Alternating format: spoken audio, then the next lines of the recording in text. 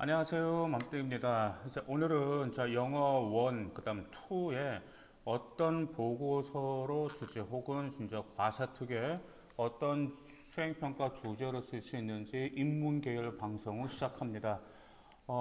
대부분 제가 정말 뭐 특목고, 그 다음에 소위 유명한 자사고, 그리고 일반고 아이들 생활기록부를 제가 쭉 보면 좀 영어 과사특에서는 확실히 차이가 납니다. 왜냐하면 차이가 어떻게 나오냐. 그냥 일반고 같은 경우는 이제 영어 과세특이 어떤 점을 가지고 말하기를 했다라든지 아니면은 뭐 해석 능력이 뛰어나다라든지 뭐 문법이라든지 뭐 발음이 좋다라든지 그 다음에 뭐 자기 진로를 영어로 표현한다라든지 대부분 그런 내용들이 많아요. 그런데 반면에 특목과 자사 같은 그렇지가 않습니다. 자기 진로와 관련된 분야의 어떤 영문 기사라든지 영문 어떤 보고서를 보고 나서 자기 스타일로 재가공해서 영어로 보고서를 작성하기 때문에 매우 심도 있게 나왔어요. 그렇기 때문에 인문계열 여러분들 같은 일반고 학생들도 여러분들 같은 제 방송을 들으시고 이 점에 관해서 여러분의 생각을 영어 보고서로 작성할 수 있다라면은 그것을 꼭 캡처하시기를 바라겠습니다. 더구나가 요즘은 대학교에서 말하는 것은 글로벌이잖아요. 근데 글로벌하고 물론 영어를 잘해야 되는데 차이가 무엇이냐면 그 영어를 배우는 게 목적이 아니고요.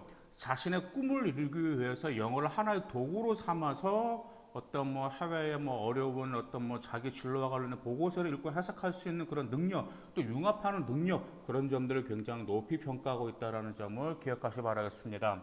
먼저 영어 원어에서 인문 계열에서는 어떤 점을 주제로 쓸 수 있을까? 이것은 어문 계열과 철학, 인문학부 학생들에게 매우 유익한데요. 제가 천천히 말씀드릴게요. 제가 뭐 발음도 그다지 좋지 않은데, 그래도 여러분들 꼭 정확히 이해하셔야 돼요. 근데 만약에 또 들으시다가, 어떤 그 영어가 뭐 모르겠다라고 밑에 댓글을 달아주시면 제가 그 강연 그 제목을 제가 밑에다 댓글로 달아드릴 테니까요. 혹시 뭐 어떤 뭐 내용이 잘 안 들렸어요? 그러면 꼭 말씀해 주세요.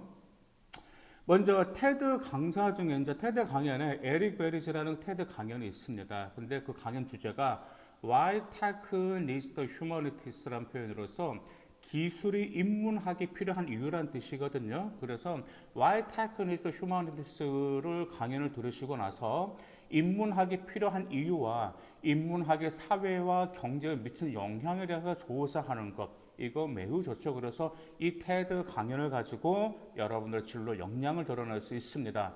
다음 두 번째, 영어원에서 어떤 점이 있냐면, 벨리 파넬의 테드 강연 중에 이건 정말 좋은 주제 같아요. 그 강연 제목이 뭐냐면, Is social media hurting your mental health라는 표현이에요. 소셜 미디어니까 SNS겠죠. hurting을 해롭게 하다라는 거겠죠. 그러니까 your mental health니까 여러분의 정신 건강이라는 뜻이겠죠.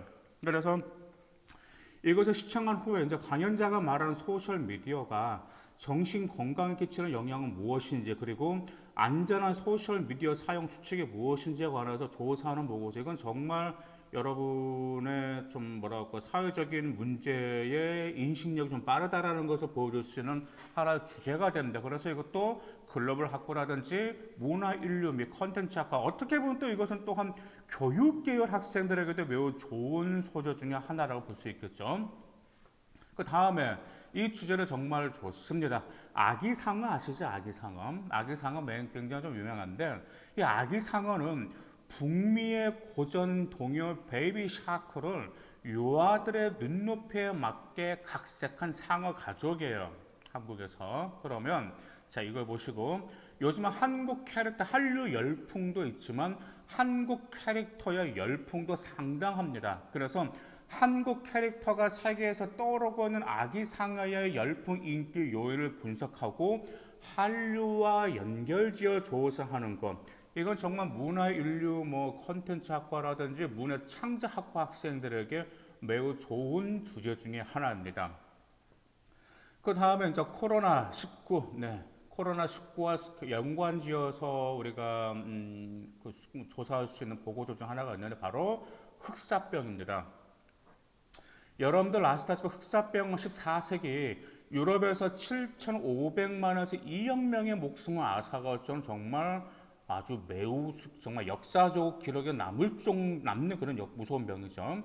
그러면 흑사병과 유럽의 르네상스와 관련된 기사가 있어요. 그 기사 이름이 뭐냐면 The Black Death. The Black Death는 흑사병이고 The Black Death, Turning Point and End of the Middle Age라는 표현이에요.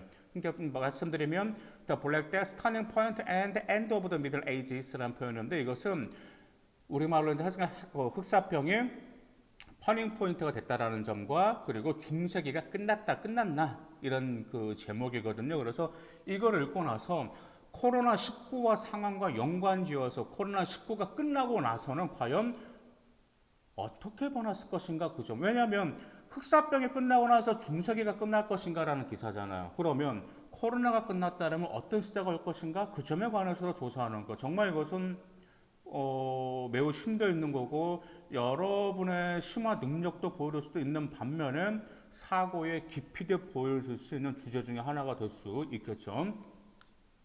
그 다음에 이것도 괜찮습니다. 우리 한국 문화, 유네스코 세계문화유산으로 지정된 것 중에 하나가 바로 우리나라 해녀 문화입니다. 근데 지금 세계문화유산으로 좀 해녀 문화가 지정되었는데 아직 세계적으로 홍보가 많이 안 됐어요. 그래서 일본에서 자기들도 해녀가 있다라고 좀 주장하는 설이 있었잖아요. 그렇기 때문에 세계적으로 홍보하기 위한 방법과 관광, 교육, 과학을 융합시켜 지속 가능한 문화 컨텐츠를 개발할 수 있는 방안에 대해서 조사하는 것, 이건 역시도 여러분들에게 좋은 주제 중에 하나입니다. 자, 그러면 인문계열 학생들 영어 2에는 어떤 주제가 좋을까요?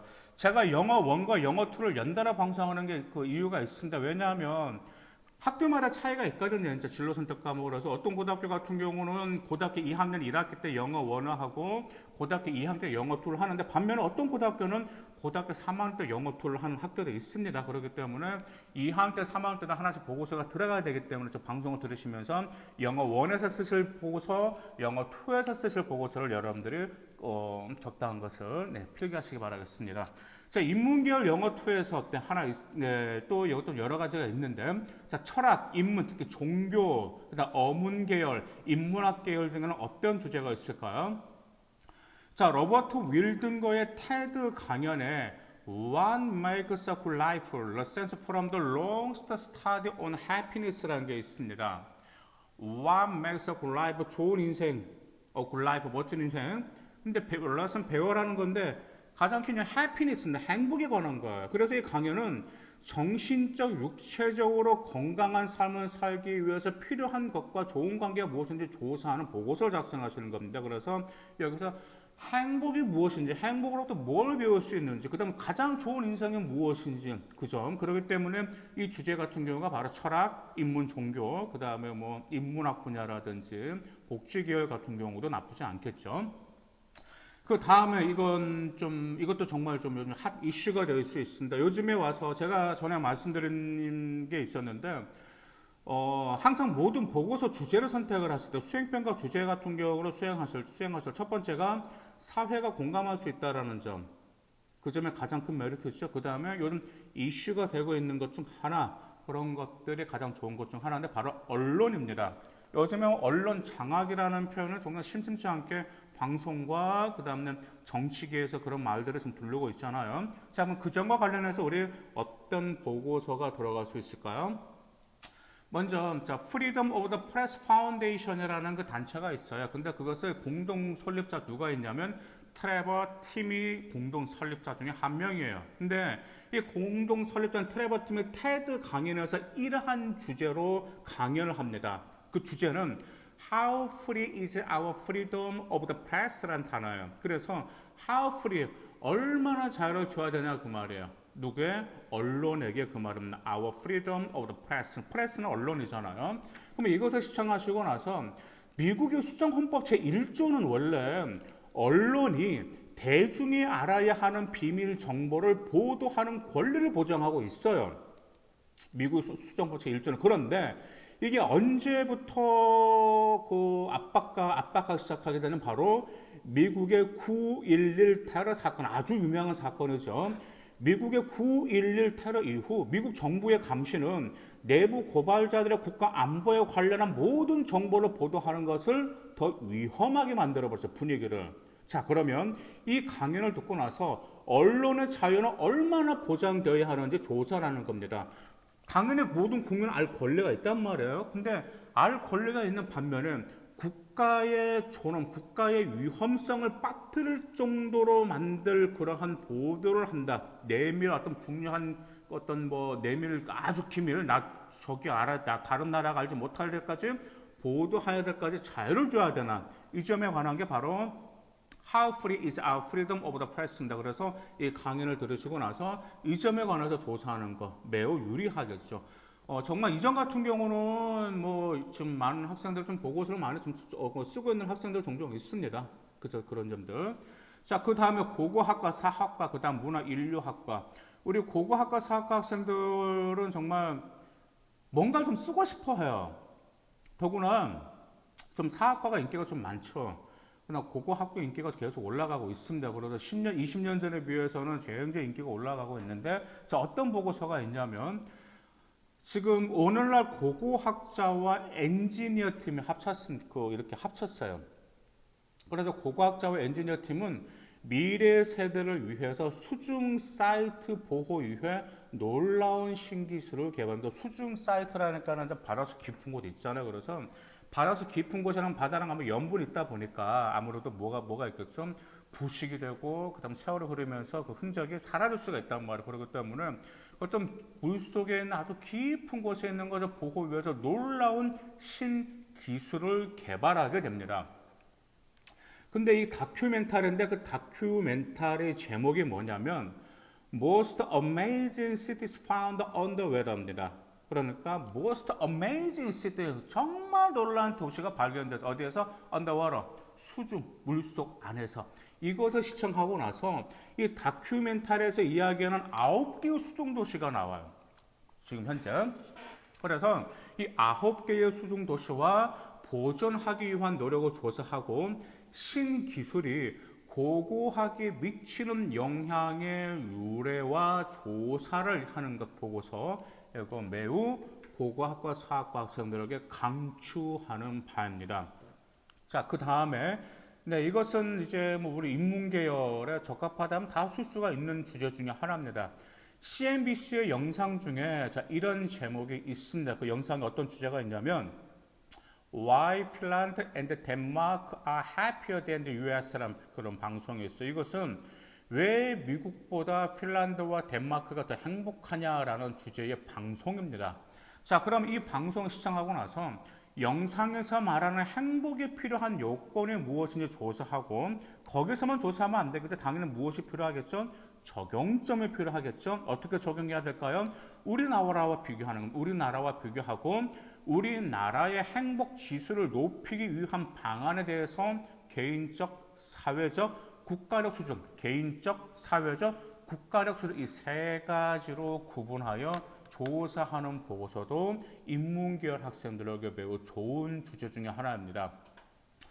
제가 금방 아까도 말씀드렸겠지만 영어에서 여러분의 소양을 충분히 보여주는데 영어를 배우는 목적이 아니고 영어는 여러분의 꿈을 이루는 하나의 도구에 불과하는 거예요.